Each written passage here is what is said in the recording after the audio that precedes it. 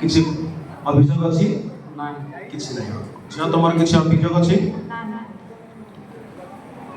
तुम्हें कह मो श्रीमान अजय जेना प्रतिज्ञा करूछि जे श्रीमती एस्टर राणी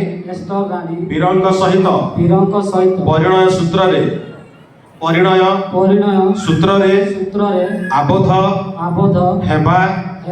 विषय मो कौनसी प्रतिबंधक कारण जाने नहीं मु श्रीमती एस्टर राणी वीर प्रतिज्ञा करूछि जे श्रीमान अजय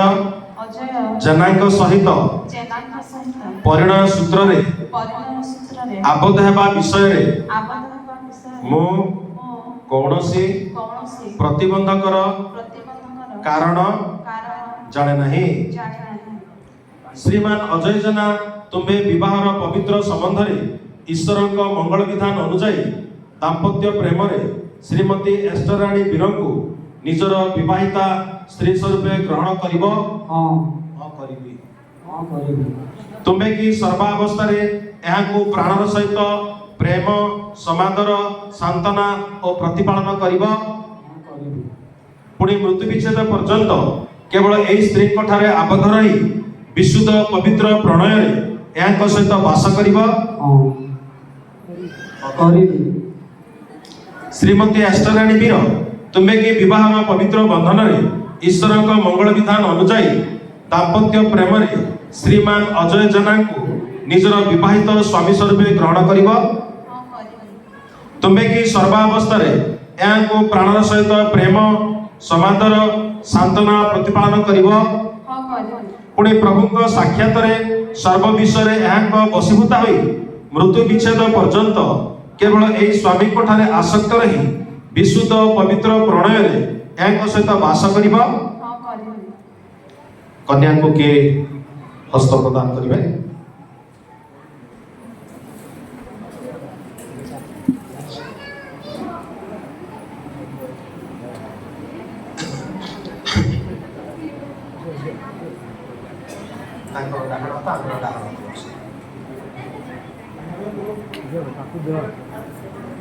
कैमरा करो कैमरा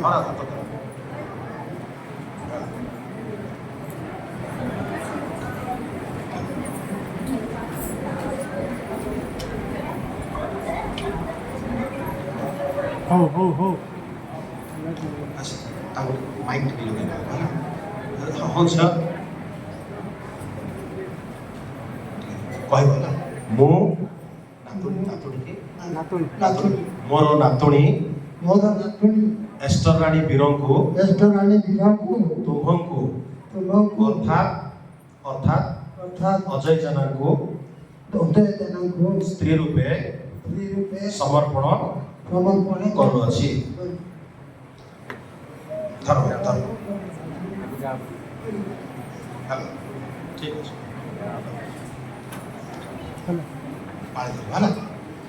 एही समवेत साक्षात मंडलीर साक्षात रे मो श्रीमान अजय जेना सर्वशक्तिमान सर्वदर्शी ईश्वर सम्मुख ओ आम्भ मानक प्रभु जीशु कृष्ण नाम रे तुम्हको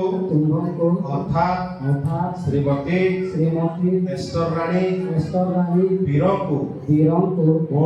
मोर विवाहिता स्त्री रूपे आजि ठारो सुखरे अबा दुखरे संपदरे अबा विपदरे सुस्थतारे अबा असुस्थतारे ईश्वर पवित्र पवित्र विधान विधान अनुसारे अनुसारे आजीवन आजीवन प्रेम प्रेम समादर प्रतिपालन प्रतिपालन କରିବାକୁ ग्रहण କରୁଅଛି। ଏହି ପ୍ରତିଜ୍ଞା ରକ୍ଷାର୍ଥେ ମୁଁ ବିଶ୍ୱାସ ସହକାରେ ହସ୍ତ ପ୍ରଦାନ ପୂର୍ବକ ତୁମ୍ଭଙ୍କୁ ମୋର ବାକ୍ୟର ସମ୍ମତି ପ୍ରଦାନ କରୁଅଛି। ପ୍ରଭୁ ମୋର ସହାୟ ହେଉନ୍ତୁ। ମୋର ହୃଦୟ ତୁମ୍ଭର ହେଉ ଓ ତୁମ୍ଭର ହୃଦୟ ମୋର ହେଉ। ପୁଣି ଆମ ଉଭୟଙ୍କ ସମ୍ମିଳିତ ହୃଦୟ ଈଶ୍ୱରଙ୍କର ହେଉ। ତାଙ୍କ ପଟ ଦେଇ କହିବ ହେଲା। ଏହି ସମବେତ ମଣ୍ଡଳୀ ସାକ୍ଷାତରେ ମୁଁ ଶ୍ରୀମତୀ ଏଷ୍ଟର ରାଣୀ ବୀର ସର୍ବଶକ୍ତିମାନ ସର୍ବଦର୍ଶୀ ଈଶ୍ୱରଙ୍କ ସମ୍ମୁଖରେ ଓ ଆମ୍ଭମାନଙ୍କ ପ୍ରଭୁ ଯୀଶୁ ଖ୍ରୀଷ୍ଟଙ୍କ ମଧୁମୟ ନାମରେ ତୁମ୍ଭଙ୍କୁ ଅର୍ଥାତ୍ ଶ୍ରୀମାନ ଅଜୟ ଜେନାଙ୍କୁ ମୋର ବିବାହିତ ସ୍ୱାମୀ ସ୍ୱରୂପେ ଆଜିଠାରୁ ସୁଖରେ ବା ଦୁଃଖରେ ସମ୍ପଦରେ ବା ବିପଦରେ ସୁସ୍ଥତାରେ ବା ଅସୁସ୍ଥତାରେ ଈଶ୍ୱରଙ୍କ ପବିତ୍ର ବିଧାନ ଅନୁସାରେ ଆଜୀବନ ପ୍ରେମ ସମାଦର ଓ ପ୍ରତିପାଳନ କରିବାକୁ ଗ୍ରହଣ କରୁଅଛି। ଏହି ପ୍ରତିଜ୍ଞା ରକ୍ଷାର୍ଥେ ମୁଁ ବିଶ୍ୱାସ ସହକାରେ ହସ୍ତ ପ୍ରଦାନ ପୂର୍ବକ ତୁମ୍ଭଙ୍କୁ ମୋର ବାକ୍ୟର ସମ୍ମତି ଦାନ କରୁଅଛି। ପ୍ରଭୁ ମୋର ସହାୟ ହେଉନ୍ତୁ। ମୋର ହୃଦୟ ତୁମ୍ଭର ହେଉ ଓ ତୁମ୍ଭର ହୃଦୟ ମୋର ହେଉ। ପୁଣି ଆମ ଉଭୟଙ୍କ ସମ୍ମିଳିତ ହୃଦୟ ଈଶ୍ୱରଙ୍କର ହେଉ। ଯଦି ବୁଦ୍ଧି ଅଛି